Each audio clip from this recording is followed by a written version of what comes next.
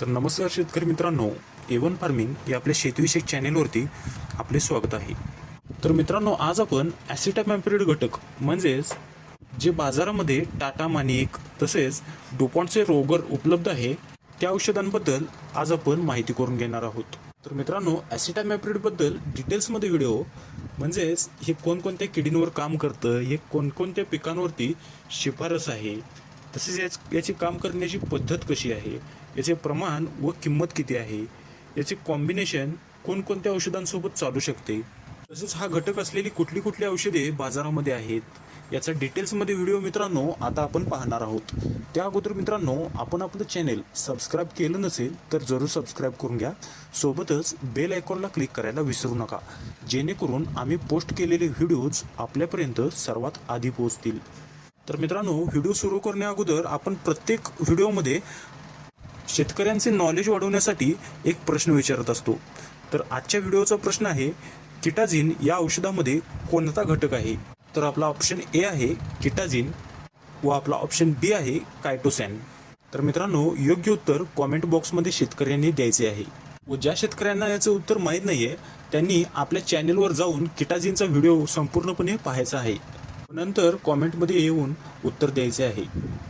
तर मित्रांनो, ॲसिटामाइप्रिड हा घटक टाटा मानिक तसेच रेकॉर्ड या औषधांमध्ये मिळतो. तसेच प्राईड देखील आहे. अशा बऱ्याच कंपन्यांचे ॲसिटामाइप्रिड घटक असलेली औषधे आपल्याला बाजारामध्ये मिळून जातील.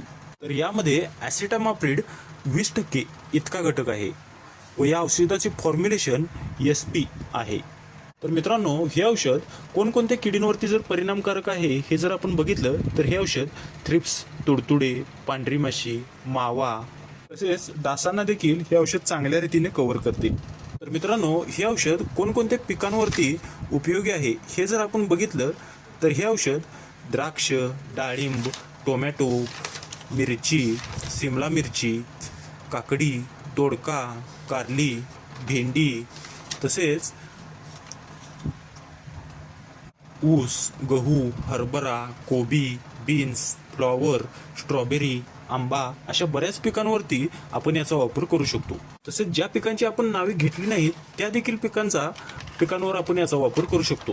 तर मित्रांनो, या औषधाची जर आपण काम करण्याची पद्धत बघितली तर हे औषध मित्रांनो ब्रॉड स्पेक्ट्रम इन्सेक्टिसाइड आहे. म्हणजेच या औषधाची जर आपण फवारणी केली तर आपण वर सांगितलेल्या मगाशी सांगितलेल्या सर्वच कीटकांवर हे औषध एकत्रित काम करू शकते.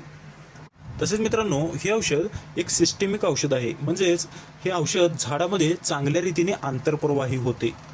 या औषधामध्ये ट्रान्सलॅमिनार ॲक्शन व ॲक्रोबॅटिल ॲक्शन देखील आहे. म्हणजेच हे औषध जर आपण पानाच्या वरल्या बाजूस फवारले असेल तर हे पुन्हा हे औषध आंतरप्रवाही होऊन झाडाच्या खालच्या बाजूस म्हणजेच पानाच्या खालच्या बाजूस जे कीटक असतात त्या कीटकांना देखील कव्हर करण्यास मदत करते.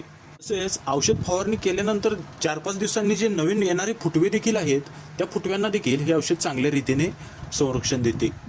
मित्रांनो, हे कीटकनाशक किडीच्या नर्वस सिस्टीमला डॅमेज करते, त्यामुळे किडीला लकवा मारतो, परिणामी उपाशी राहून किडीचा मृत्यू होतो.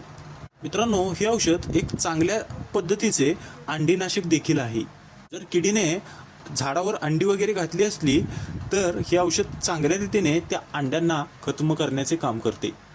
तर मित्रांनो, या औषधाचे प्रमाण व किंमत जर आपण पाहायला गेलं तर हे औषध आपण 100 लिटरसाठी 40 ग्रॅम इतकं वापरायचं आहे. तसेच 15 लिटरच्या पंपासाठी आपण याचा वापर 8 ग्रॅम इतका करायचा आहे.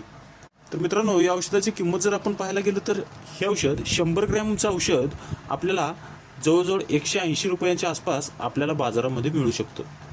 तर मित्रांनो, या औषधाचे कोणकोणत्या औषधांसोबत कॉम्बिनेशन चालू शकते तर जर आपण पाहिलं गेलं तर हे औषध सामान्य वापरात येणाऱ्या सर्व औषधांमध्ये आपण याला मिक्स करू शकतो. उदाहरणार्थ बुरशीनाशके तसेच NPK किंवा टॉनिक.